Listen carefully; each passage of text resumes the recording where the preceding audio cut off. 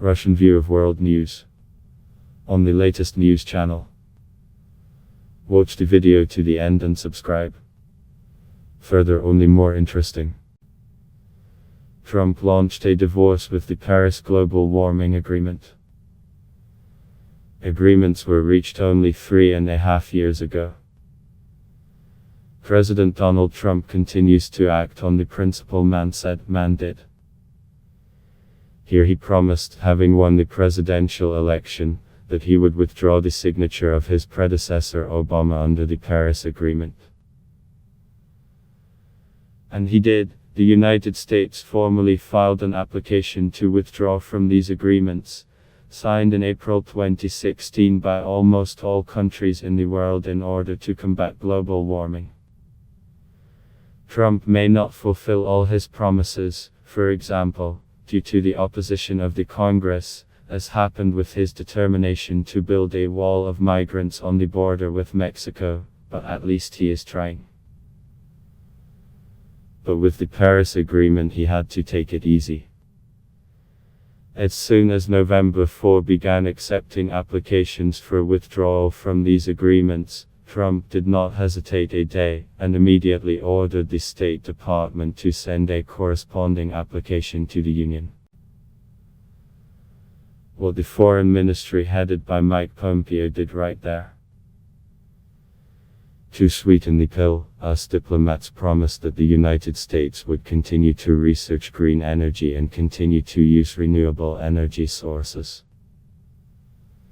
Our results speak for themselves, Pompeo said in a statement. U.S. emissions by criteria for air pollutants that affect human health and the environment fell by 74% from 1970 to 2018. The total greenhouse gas emissions in the United States fell by 13% from 2005 to 2017, even though our economy grew by more than 19%. As you know, the goal of the Paris Agreement is to keep global average temperature growth well below 2 degrees Celsius and make an effort to limit the temperature increase to 1.5 C. The goal is good, but Trump saw in the agreement a threat to the American economy. Outgoing, judging by some of his statements, from China, where they supposedly came up with the concept of global warming in order to undermine the US economy. Even during his presidential campaign, he announced that a way out of these agreements would contribute to the realization of the slogan "Let's Make America Great Again," thrown out by him. According to Trump, the implementation of the Paris Agreements flies to the Americans a pretty penny, namely $3 trillion, not to mention the millions of lost jobs. And only other states will benefit from this. And on June 1, 2017, the head of the White House announced that he would fulfill his sacred duty to protect the United States and American citizens. And therefore, Trump said, he is forced to refuse to participate in the Paris Climate Agreement, which imposes unfair economic restrictions on American workers, businessmen and taxpayers. The roads that different countries took to sign the Paris Agreement were winding and not always easy. Now, when the practically largest economy in the world leaves this agreement, the question arises not only whether the United States will achieve its goals on a global scale. There is, or will be, a temptation for some countries to follow the American example. And then what?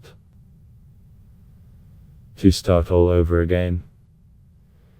The US withdrawal from the Paris Agreement will take a year, and should be completed in November 2020. Right after the Americans elect a new president, or the old one, as Trump really wants.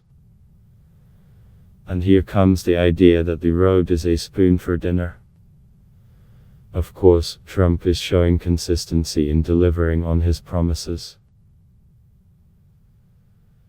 And at the same time, she cannot help but see the political benefits of this step, consolidating the sympathies of that part of her electorate, which does not see for itself any benefits from America's participation in the Paris agreements. In general, the problems of climate change will become one of the most discussed topics in the debates of politicians in the upcoming US elections. So Trump made his move.